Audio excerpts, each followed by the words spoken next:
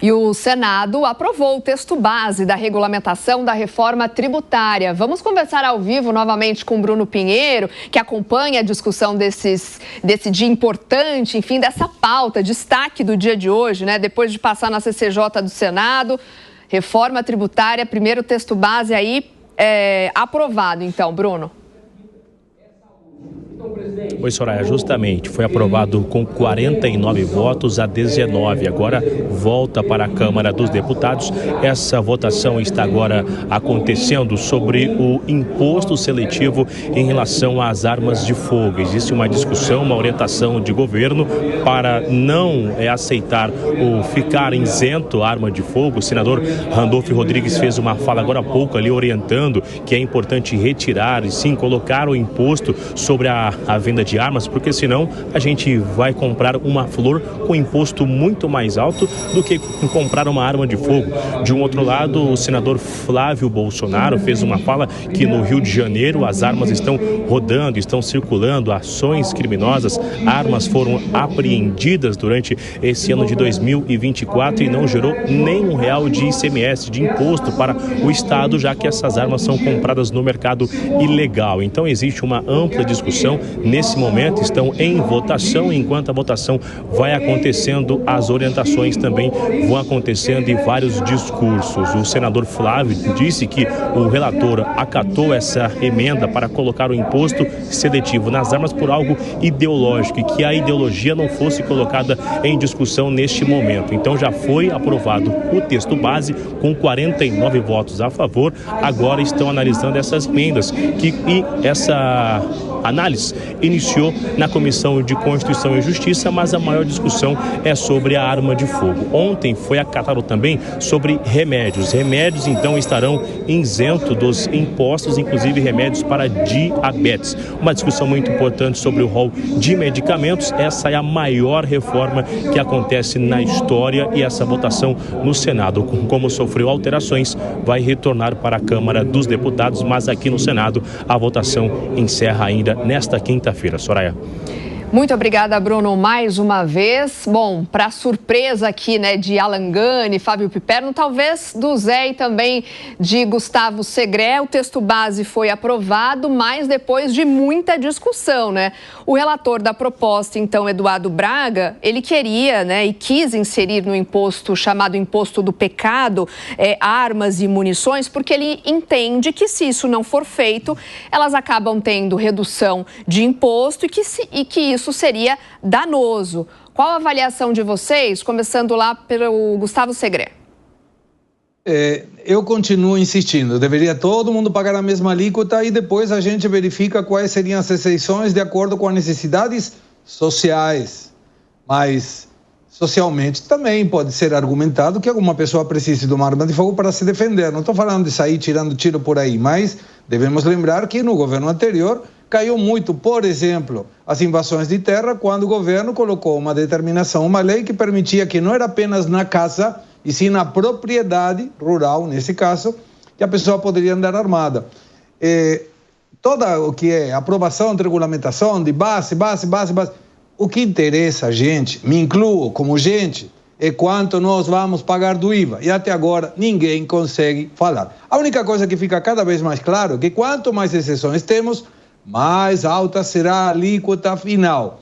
Eu espero de todo o coração que não seja superior a 30%, porque isso seria um vexame mundial. O Brasil, que é o maior do mundo em um monte de coisas, todas boas, passar a ser o maior IVA do mundo, que será uma coisa muito ruim. Bom, Eduardo Braga disse, né, o Bruno traz esses destaques, que ele até fala em otimismo, porque ele acredita que pode conseguir reverter essa decisão sobre as armas. Você acredita isso, Zé? Ele fala também que os argumentos não são ideológicos e defende, então, que o imposto seletivo recai, assim, sobre armas e munições. Mas aí já não tem mais jeito, né? O texto vai voltar para a Câmara. Foi uma pressão de Arthur Lira, realmente estava difícil de aprovar. Ontem, na Comissão de Constituição e Justiça, todos achavam que já estava jogando a toalha. A oposição não queria aprovar a reforma tributária, não quer aprovar. Quando se aprova o texto base, é uma frase que o presidente usa, ressalvadas as emendas, né? Ressalvados os destaques e emendas. Então, agora é que os detalhes serão acertados. É nos detalhes mesmo que mora o grande problema.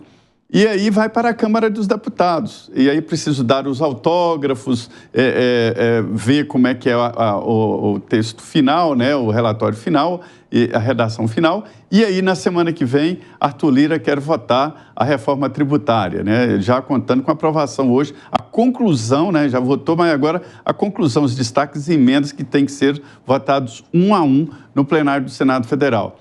E aí, voltando para a Câmara, não tem mais possibilidade, a Câmara não pode acrescentar nada.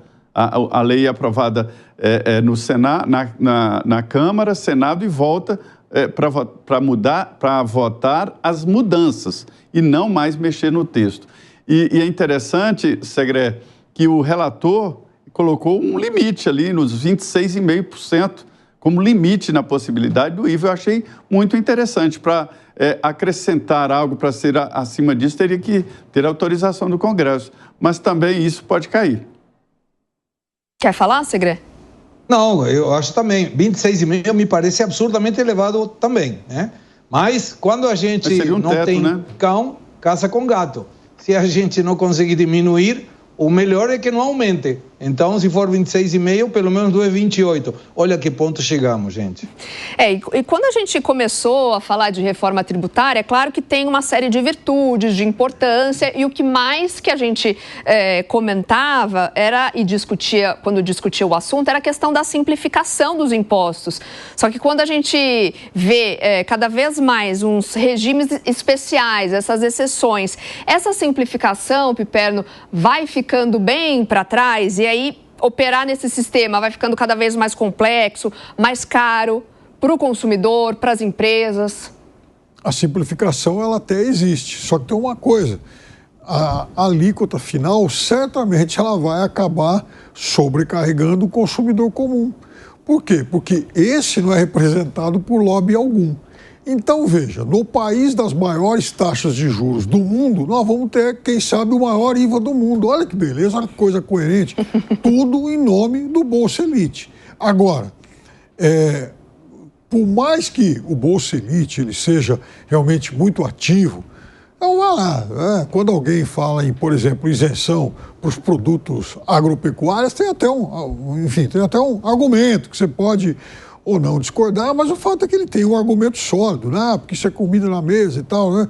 Agora, até para arma é uma esculhambação geral. Olha a força dos lobbies. Isso é uma pouca vergonha. Tá ficando tipo um Frankenstein, assim?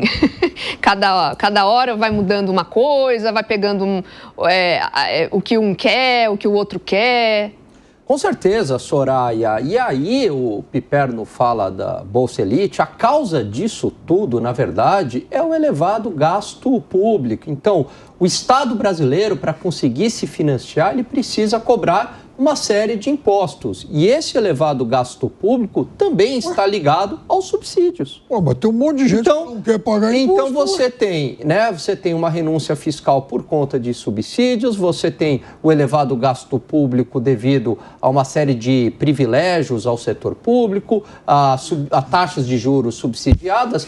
E aí, na verdade, a gente tem um dos maiores impostos do mundo, aliás, vamos ter o maior IVA do mundo e a maior taxa de juros do mundo. Isso é sintoma. A causa é o elevado gasto público. É um Estado extremamente inchado e gastador. Historicamente, é assim no Brasil. A gente precisa urgentemente, Piperno, de um Javier Milei para fazer um choque de gestão e cortar na carne o gasto público. Aí a gente vai para a rota do desenvolvimento. Então, falando em carne, por exemplo, ela vai ter isenção. E agora, veja, por exemplo, o que isenção para armas tem a ver? Não, mas está entrando para o imposto do pecado. Gasto público. Não, a arma está entrando no imposto do pecado, não está entrando na isenção. Não.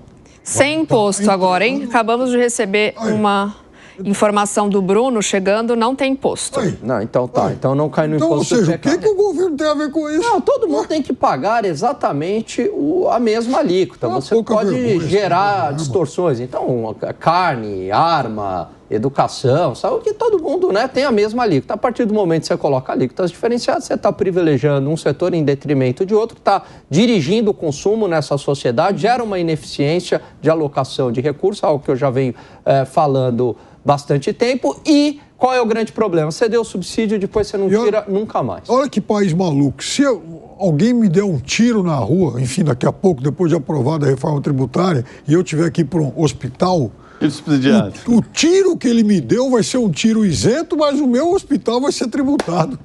Não, mas saúde entra também. O Segré queria comentar.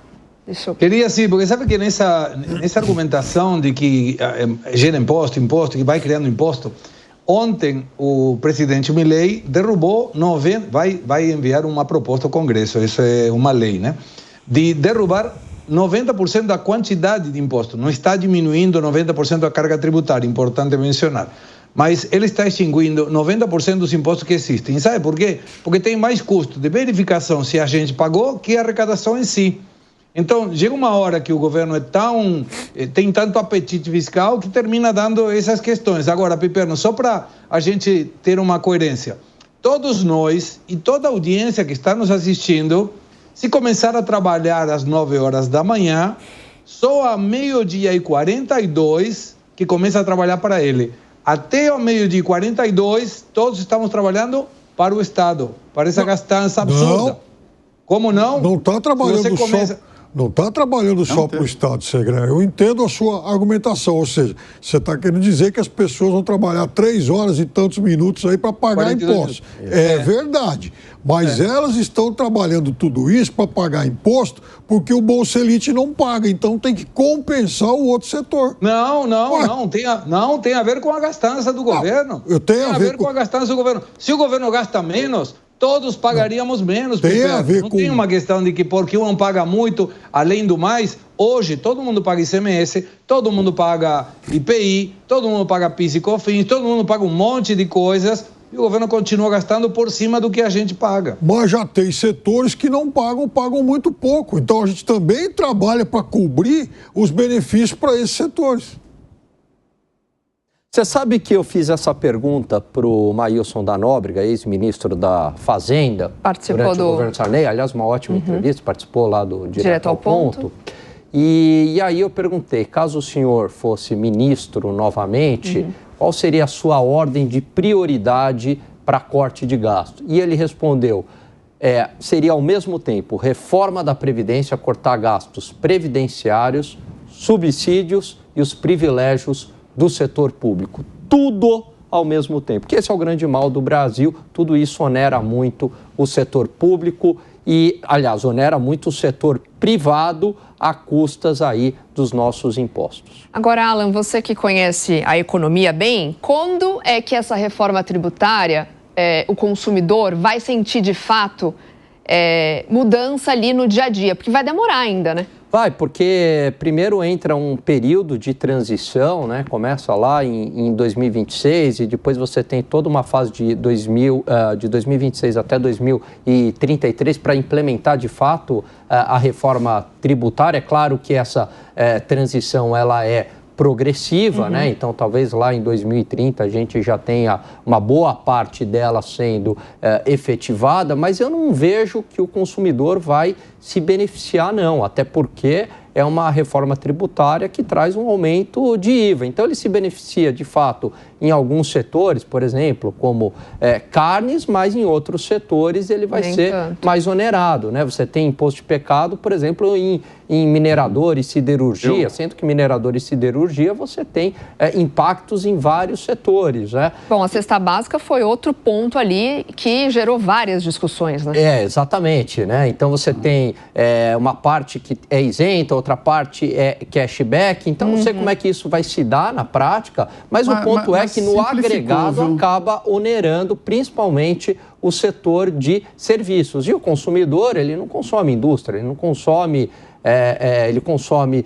varejo, mas principalmente ele consome serviços. Então, traz alguma simplificação tributária, vamos ver esse impacto em termos de atividade econômica. Agora, em termos de preço, pode esquecer, eu vejo que há até um encarecimento do processo produtivo. Fala, Zé.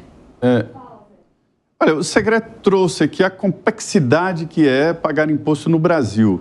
Agora, é muito mais do que ele citou. Segré, eu acompanhei aqui esse debate e vi, desde Mussa Demes, lá atrás, passou por Germano Rigoto, passou por Sandro Mabel, esse que foi eleito governador, prefeito de Goiânia e tal.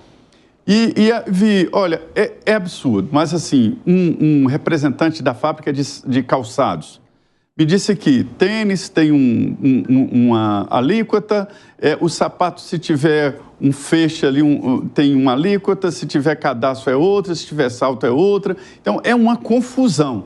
Me disse um representante de grandes empresas de que tem 340 profissionais só para definir o que pagar em impostos. E ele coleciona multas de milhões e milhões e milhões, mesmo tendo esses profissionais para definir o que tem que pagar imposto. Ele, com toda a boa vontade do mundo, ainda tem impostos. Tem a indústria de refrigerantes e bebidas que vai lá no bico e taxa o engarrafamento.